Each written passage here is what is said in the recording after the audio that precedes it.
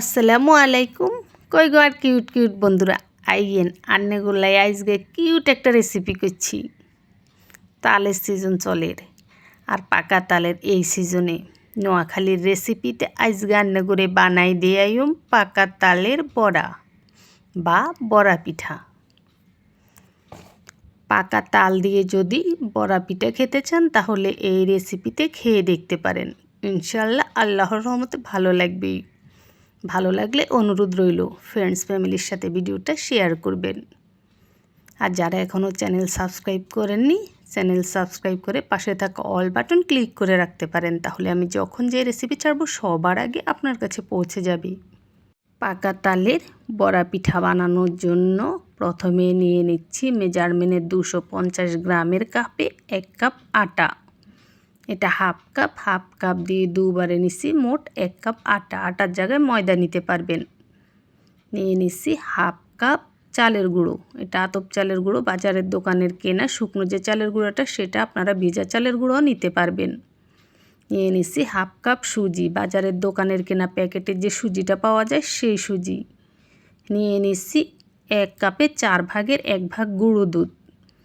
1 কাপে 4 ভাগের 1 ভাগ নারকেল। আমাদের নোয়াখালীতে এই পিঠাটা বানাতে নারকেলটা ঠিক এভাবে উঠিয়ে এরকম ছোট ছোট করে পলে নেয়, আমি ঠিক সেভাবেই দেখাচ্ছি আপনাদের। নিয়ে নিচ্ছি হাফ কাপ চিনি। নিয়ে নিচ্ছি তাল। এই তালটা গরমও না ঠান্ডাও না, নর্মাল তাপমাত্রায় থাকা তাল। এরকম ঘন তাল নিতে হবে। 1 কাপ তাল নিচ্ছি। আর নিয়ে নিচ্ছি হাফ চা চামচ লবণ। লবণটা অবশ্যই দিবেন, লবণ দিলে পিঠার টেস্টটা অনেক ভালো হয়। পিঠাটা ফুলতে সাহায্য করে লবণটা দিলে। লবণ না দিলে অনেক সময় পিঠা ফুলে কিন্তু মজা লাগে না, আবার ফুলতে চায় না। এটা আমার মনে হয় আপনাদের পছন্দের ব্যাপার, যারা লবণ খান না দিয়েন না, তবে লবণ দিলে পিঠাটা বেশি মজা হবে। আচ্ছা দেখুন, এবার সব কিছু একসাথে মিশিয়ে নিচ্ছি। তো হাত দিয়ে মিশালে সবচেয়ে ভালো হয়, তাই হাত দিয়ে মেশানোর কাজটা দেখুন শেষ করলাম। মেশানোর পরে ঘনত্ব একেবারে এইরকম।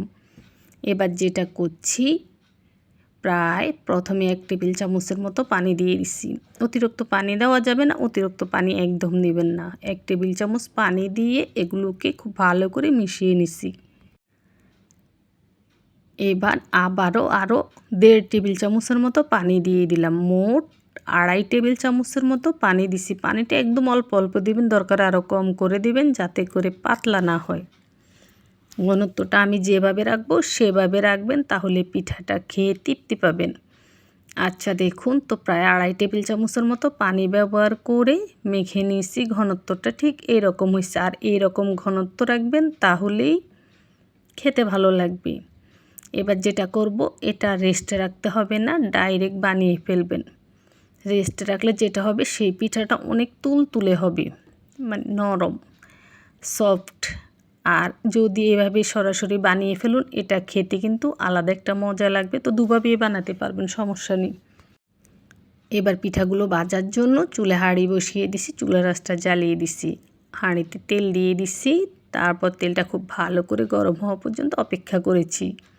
তেল গরম হয়ে গেছে, এবার চুলার আঁচটা মিডিয়াম করে দিয়ে এখানে আমি একটা একটা করে পিঠার জন্য আটা ছেড়ে দিচ্ছি। দেখুন, অল্প অল্প করে ছাড়বেন, ছোট ছোট বড়া পিঠাগুলো খেতে ভালো লাগবে।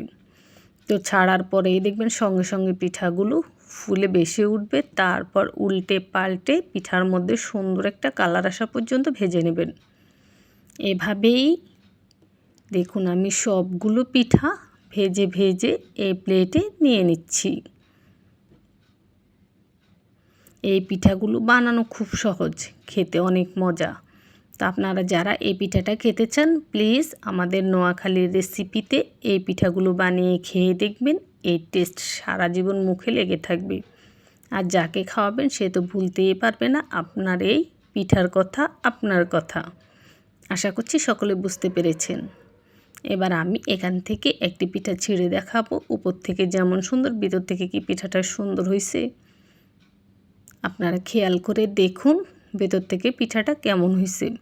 আশা করছি সকলে দেখেই বুঝে গেছেন। আলহামদুলিল্লাহ, আল্লাহর রহমতে পিঠা অনেক ভালো হয়েছে। আরেকটা কথা, অনেকে এই পিঠা বানানোর সময় বাদাম কিশমিশ হাবিজাবি ব্যবহার করে, সেগুলো করবেন না। আমি যেভাবে বানাইছি সেভাবে বানাবেন। বাদাম কিশমিশ সব কিছুর সাথে চলে না, সেটা দিলে এই পিঠাটা খেতে বাজে লাগবে। সবাই ভালো থাকবেন, সুস্থ থাকবেন। আল্লাহ হাফেজ।